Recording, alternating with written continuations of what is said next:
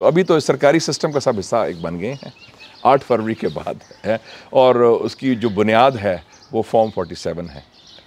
और दूसरी तरफ है अवामी कुव्वत जिसकी बुनियाद है फॉर्म 45, और वो एक कैदी है 804 नंबर का, उसके दारोमदार घूम रही है। एक जो इतना बड़ा धचका लगा है हमारी पार्टी को पंजाब में, 30 साल की जो सियासत थी, तो वो तो 8 फरवरी को तो मलिया मेट होगी ना। जो एक गढ़ था, जो हमारा घर था, अगर आप अपने घर में और अपने गढ़ में हार जाएं और नामालूम अफराद से हार जाएं, गुमनाम लोगों से हार जाएं, और तो फिर आपको कुछ सबक तो सीखना चाहिए ना कि हम हवा का रुख किस तरफ है। जो लोगों का जो मैंडेट है, अगर आप एहतराम नहीं करेंगे, आइन की पासदारी नहीं करेंगे और वही माजी की गलतियां दोहराएंगे, तो वो मामला गड़बड़ होगा। मैंने तो कहा है ज़रूरत है दस्ते शफ़ा की। दस्ते शफ़ा में सियासतदान जितने हैं, सियासी जमातें जितनी हैं, सब शामिल हैं।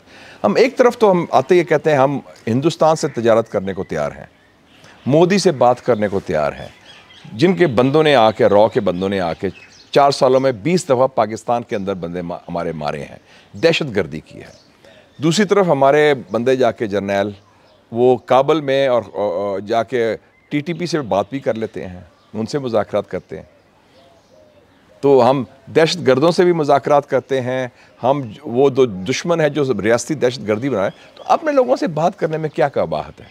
और ख़ासतौर जिसका मैंडेट है उसको आप जो सियासी कैदियाँ रिहा किया जाए, बशमूल इमरान खान। उससे पहले कि कोई टेलीफोन कॉल आया, 5 नवंबर को इलेक्शन है अमेरिका में, अगर ट्रंप जीत जाए और फिर एक कॉल आया वहाँ से, तो कॉल से पहले आप खुद फैसले कर लें। उसमें इशू किसी पर्सन या पार्टी का नहीं है, इशू पाकिस्तान का है। सर, आप मुस्लिम लीग नून छोड़ तो नहीं रहे? मैं देखिए जी, इस वक्त पार्टीज़ को मैटर नहीं कर रही। इस वक्त इशू है पाकिस्तान की बका का, पाकिस्तान में जमहूरियत का और जमहूरी इस्तेकाम का।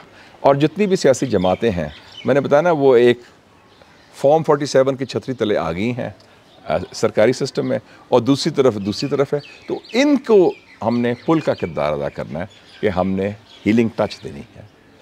तो आप कोई मशवरा देंगे मियाँ साहब को? मैं अपने राय दे चुका हूँ। मैंने पहले भी राय दी थी कि मैं कहता, मैंने तो जब सब कह रहे थे कि जी चौथी बार लोग वज़ीर आज़म बनेंगे, मैंने उसको भी मशवरा दिया था कि उसका चांस नहीं है। अगर कुछ करना है, आपने सिस्टम में आना है, तो प्रेसिडेंट बन सकते हैं, वज़ीर आज़म का चांस नहीं। मैंने तो पहले, लोग मेरे से नाराज़ भी हुए कि आपने ये बात की, वही बात सही साबित हुई। तो मेरे ख्याल में लीडरशिप वो होती है कि आप कहते हैं ना कि read the writing on the wall. आपको पता होना चाहिए कि क्या हक़ाइक़, ज़मीनी हक़ाइक़ क्या हैं और अवामी सोच क्या है। भाई, ये जो फ़ैसला हुआ था इलेक्शन से पहले, गलत फ़ैसला था कि अब किसी को बल्ला नहीं देना, क्योंकि उनका अपना अब क्या फ़ायदा हो। आज सुप्रीम कोर्ट ने भी उनको फिर सस्पेंड कर दिए वो फ़ैसले। तो हम अगर एक चीज़ बुनियाद पर गलत होती है, अब देखें ना, मजाक बन गया कि फॉर्म 45 क्या है, फॉर्म 47 क्या है कि जी वो फलाना। अब इवन आपके जो माजी के केयर टेकर वज़ीर आज़म है, वो ताना दे रहे हैं हुक्मरान जमात को चुप हो जाओ, वरना मैं तुम्हारी असलियत बता दूंगा कि तुम तो पैदावार हो फॉर्म 47 के, यानी कि आपकी जाली मैंडेट है।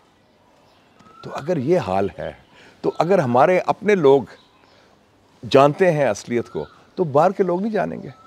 साबिक केयर टेकर प्राइम मिनिस्टर ने कह दिया कि चुप हो जाओ, वरना तुम्हारी असलियत मैं बता दूंगा कि तुम फॉर्म 47 के पैदावार हो। तो क्या रहेगी फिर?